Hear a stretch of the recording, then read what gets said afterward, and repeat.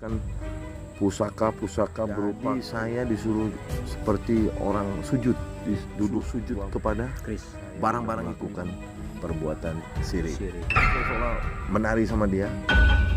Sebenarnya kita melakukan ritual, kita kesepakatan antara kita dengan dia. Saya merasakan ada aura-aura seolah lari ke sudut-sudut rumah.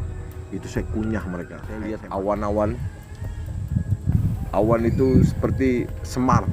Jadi saya bisa merasakan kodam.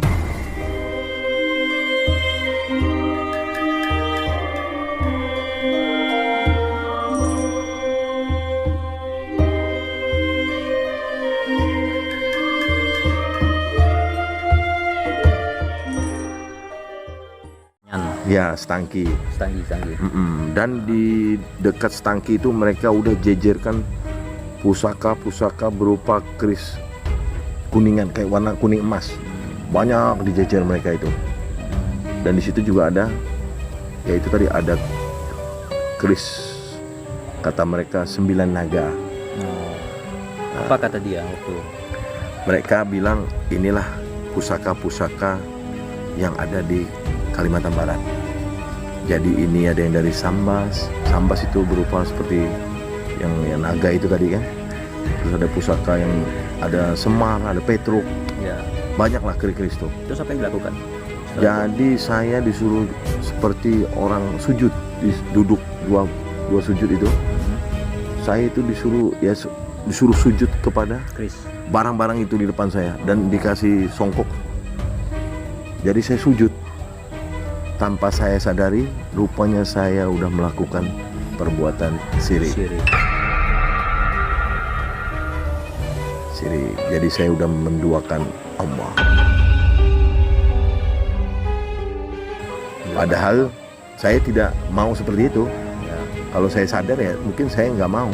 Tapi tidak mau lah. Mungkin karena terhipnotis tadi itu ya. Jadi akhirnya Sepertinya saya terbawa oleh mereka. Nah, terus setelah sujud apa yang terjadi? Setelah sujud itu saya disuruh mereka gigit pusaka 9 naga. Jadi ada pusaka 9 naga. Itu saya gigit. Tanpa saya sadari itu keris itu bergerak sendiri spontan. Setelah habis saya gigit, dia tuh langsung bergerak. Jadi saya seolah menari sama dia. Ujungnya tuh langsung ke arah kepala. Dia jalan sampai ke pusat. Saya tekan di sini. Jadi saya seolah-olah main dengan keris itu. Padahal saya sebelumnya tidak bisa main pedang. Ya. Tapi tangan saya ini bisa main keris itu.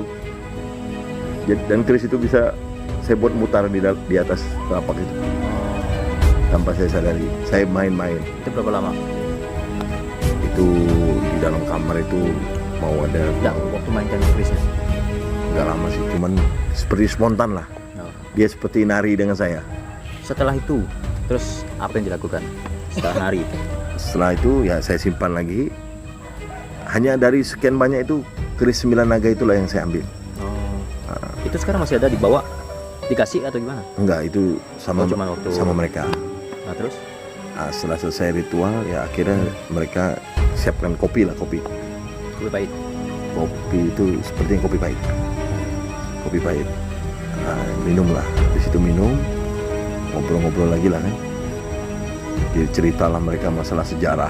Oh, jadi cerita lah isinya setelah itu ya. Akhirnya mereka cerita masalah sejarah. Dia juga tidak menjelaskan apa ritual yang dilakukan itu. Ya saya belum sadar apa tujuan mereka. Belum tahu. Oke, setelah jadi udah cerita-cerita di kamar. Setelah kita lanjut nyembah terus nari-nari dengan keris. Nah setelah itu apa yang orang itu sampaikan? Ya ngobrol-ngobrol masalah sejarah. Jadi mereka bilang itu di makam Batu Layang. Itu Batu Layang itu kan di Pontianak itu. Itu di situ makamnya Gajah Mada. Makamnya Pati Gajah Mada yang ada di Batu Layang. Terus mereka ya istilahnya apakah mau ingin mengelabui saya tadi kan. Padahal setahu kita kan di makam Batu Layang itu ada makam Sultan tadi ya. Ya. Sultan Al-Qadri lah, Sultan pertama yang. Pokoknya dia cerita seputar tentang itulah ya. Ya. Terus dia bilang ya pusaka-pusaka yang kumpul di sini nih dari daerah-daerah. Nah, jadi yang tadi kita yang pertama tuh pusaka Sanggau punya. Nah, tapi enggak tahu betul atau tidak tuh. Keris 9 naga itu tadi. Keris 9 naga itu yang Indonesia punya kata mereka. Nah, makanya ada di Indonesia tuh ada yang dibilang 9 naga itu tadi tuh, yang isinya bos-bos tuh kan ada tuh. Ya. Di Indonesia tuh yang dibilang 9 naga itu isinya pengusaha-pengusaha tuh. Oh, itu. Nah, mereka bilang seperti itu. Jadi mereka bilang ya yang betul inilah pusaka 9 naga namanya kata mereka. Setelah mungkin ada sekitar berapa menit tuh setelah dialog? Ya kurang lebih 10 menitan lah kami. Nah, setelah itu apa yang dilakukan? Habis itu kami setelah ritual itu tadi, ya mereka bilang jadi sekarang kita adalah saudara katanya. Ya. Jadi panggil kami jangan pakai abang, tapi pakai saudara. Saudara katanya. Nah, kemarin saya pernah dengar nih kan, yang kemarin kan pernah sempat juga cerita bahwa niat mereka ini mau dapatkan pusaka yang ada di Sanggau dengan cara melalui media kita nih kan, Iya. perantaranya gitu kan. Nah, ini menarik, nanti kita bisa ceritakan. Tapi perlu diketahui juga, waktu mungkin menari dengan keris itu biasanya kalau sepengalaman saya lah, saya dulu pernah juga mempelajari tentang ilmu-ilmu gaib yang kayak gitu itulah dulu kan. Mungkin udah berapa guru lah ya yang pernah kita belajar juga. Nah, kayaknya pada saat kita mulai minyak jin itu kayaknya itu tuh perantara bahwa kita nih media yang bakal ditempati oleh jin itu. Ya, betul. Membuka pintu lah ibaratnya. Membuka pintu. Ya. Jadi jin itu bisa masuk ke dalam kita. Ya. Nah, setelah kita gigit keris itu dengan sujud itu kita sebenarnya kita melakukan ritual kita, kesepakatan antara kita dengan dia. Makanya tidak heran kalau seandainya kalau orang belajar tenaga dalam itu biasanya ada yang menggunakan media jin, dia bisa menggunakan jurus apapun yang dikeluarkan itu bisa. Sebenarnya itu bukan dari ilmu dia, tapi kodam itulah dia yang menggerakkan, menggunakan jurus-jurus apa, berbalut agama itulah. Itu menurut opini dari saya sendiri. Nah, setelah cerita tentang budaya Sanggau, tentang apa gitu kan, terus apa yang terjadi setelah itu? Jadi setelah keluar dari kamar itu, saya kembali lagi ke ruang tamu ya. Ya. Ruang tamu di rumah itu. Ternyata di ruang tamu itu mereka sudah menyajikan lepat lau. Lepat lau itu dengan daging rendang. Yang mana saya belum pernah makan lepat lau bersandingan dengan daging rendang. Ya tanpa saya sadari saya makan. Saya makan, ambil lepat lau itu, saya cocal-cocal, ibaratnya dicolet-colet Colet-colet ya. ke kuah rendangnya itu dengan makan daging rendangnya itu. Dan itu makan secukupnya aja. Seperti syarat. Oh, syarat. Iya. Setelah saya makan, saya minum kopi lagi tuh. Kopi pahit itu. Ada kopi. Tapi setelah itu mereka ada nyajikan saya teh. Air teh. Teh juga. Ada teh. Rendang, lepat lau, kopi pahit, teh. Ada teh. Oke. Nah, saya minum. Teh itu pun saya minum dan rasanya bukan seperti teh biasa. Agak beda dia. Nah, cuma saya nggak tahu itu apa. Habis itu kami langsung pamit pulang Ya. sama istri. Karena besok mau kembali ke Sanggau. Karena saya yang bawa kendaraan tadi kan, dan itu pun sudah malam. Sebelum pulang mereka itu tadi, kalau bisa nanti balik lagi ke sini. Dan saya ada rencana mau balik lagi. Mungkin ada ritual lagi atau apa, saya tidak tahu. Intinya mereka nyuruh saya balik lagi. Pada saat saya pulang sampai ke rumah, saya lihat itu sudah jam 11 malam. Dan istri melarang saya untuk balik lagi ke sana. Saya bilang tidak lama, saya bilang sebentar aja. Saya mau balik lagi, tapi saya pada saat itu belum mandi dan belum sholat isya. Ya. Akhirnya saya mandi, terus melaksanakan sholat isya. Habis sholat isya saya merasakan apa tuh, ngantuk yang luar biasa. Untuk ya. Iya, tiba-tiba setelah saya habis sholat isya, saya ngantuk. Sehingga dari ngantuk itulah saya tidak jadi pergi ke sana. Saya putuskan untuk istirahat. Saya WA yang jadi. Saya tidak bisa merapat lagi ke sana karena saya mau tidur. Akhirnya saya tidur. Jadi lupa lah dengan. Tidak jadilah. Ya, akhirnya tidak jadi. Saya tidak tahu tuh kalau saya pergi apa yang akan terjadi. Nah, itu semua kan izin Allah tadi. Nah, mungkin setelah ritual-ritual yang dilaksanakan itu, kejadian aneh apa pertama yang dirasakan, bahwa setelah kita melakukan ritual itu ada mungkin ditransfer energi. Jadi waktu itu saya merasakan saya nih bisa mengobati orang sakit, seolah saya ini bisa. Itu di mana?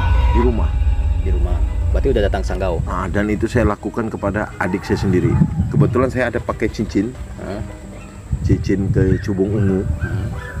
Itu saya balikkan. Jadi saya tekan kepala adik saya itu.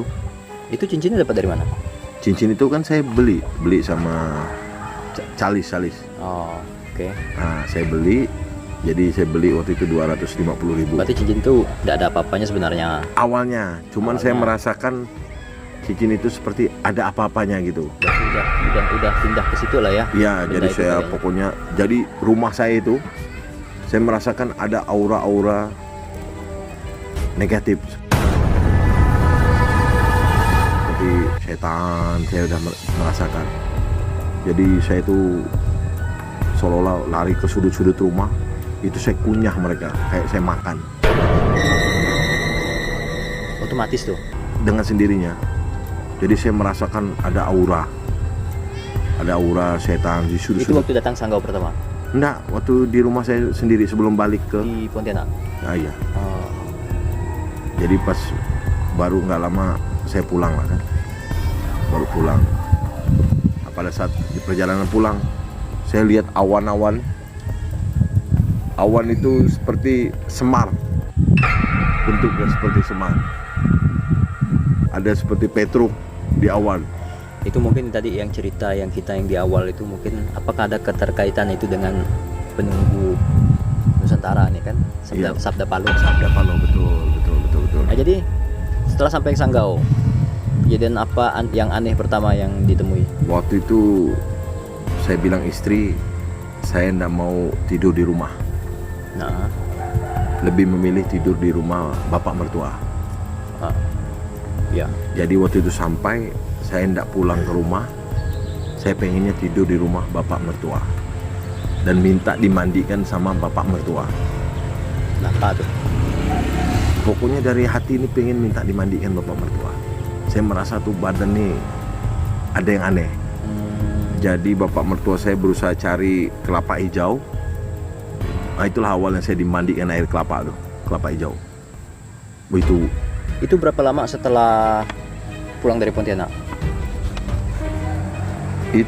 Setelah ritual itulah. Setelah sampai besoknya baru saya dimandikan. Berarti langsung hilang efeknya? Enggak, masih ya. Itu pokoknya saya seperti ngeracau lah, halusinasi. Apa yang dilihat selama halusinasi itu? Waktu itu samping rumah tuh ada seperti suara letupan. Jadi saya bilang bapak mertua, itu keris pusaka Sanggau ada datang. Nah, jadi bapak mertua pas keluar, begitu masuk saya nengok di badan bapak mertua tuh kayak ada keris di belakangnya. Itu kerisnya itu. Pokoknya halusinasi lah. Jadi saya halusinasi di rumah. Waktu tahu ada keris, terus apa yang dilakukan? Apa langsung disimpan, dicabut, atau gimana barang itu bisa hilang? Bapak mertua bilang, "Nggak ada, mana ada? Ada tadi saya lihat keris tuh. Mana ada?" kata bapak. Jadi saya ini bertengkar dengan bapak mertua. Yang paling menarik kira-kira dari kejadian aneh itu mungkin bisa diceritakan apa? Yang paling menarik. Katanya kemarin pernah bisa melihat sampai setelah dilakukan ritual itu, katanya bisa melihat alam gaib atau merasakan sesuatu yang yang mistis-mistis gitu kan. Dan situ ada benda pusaka atau apa gitu. jadi saya bisa merasakan kodam.